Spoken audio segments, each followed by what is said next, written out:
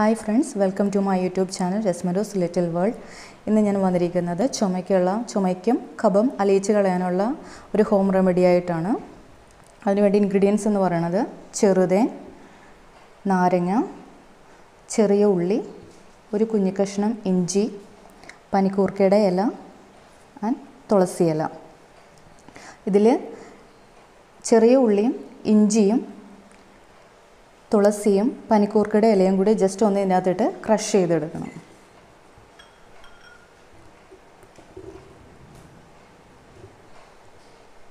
രണ്ട് തണ്ട് തുളസി മതിയാവും. പനിക്കൂർക്കയുടെ ഇല ഒരു വലുതും ഒരു കുഞ്ഞതും മതിയാവും. ഇത്രയും മതിയാവും. ഇനി ഇതെല്ലാം കൂടി ജസ്റ്റ് ഒന്ന് ക്രഷ് ചെയ്തെടുക്കണം. റെഡി ആയിട്ടുണ്ട്. നമുക്കിനി ഇതിൻ്റെ നീര് ജസ്റ്റ് പിഴിഞ്ഞെടുക്കാം.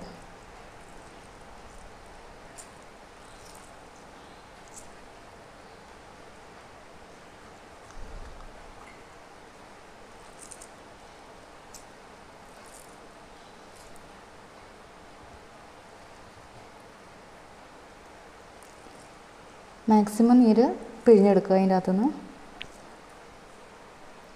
അതിനകത്തേക്ക് ഒരു പകുതി ലെമൺ പിഴിഞ്ഞൊഴിക്കുക.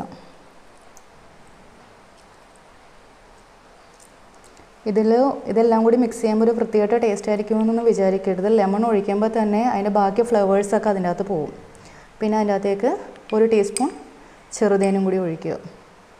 എന്നിട്ട് ഇതെല്ലാം കൂടി നന്നായിട്ട് മിക്സ് ചെയ്യുക. ഇത് എപ്പോഴാണോ കഴിക്കാൻ നമ്മൾ പ്രിപ്പയർഡ് ആവുന്നത് അപ്പം മാത്രം റെഡിയാക്കിയാൽ മതി. ഇത് വെച്ചിരിക്കരുത്. കാരണം ഉള്ളി ഉള്ളത് കൊണ്ട് തന്നെ ഇതിൻ്റെ ടേസ്റ്റ് വ്യത്യാസം വരും. ഇത് എപ്പോഴാണോ കഴിക്കുന്നത് അപ്പം തന്നെ ഫ്രഷ് ആയിട്ട് ഉണ്ടാക്കി കഴിക്കുക.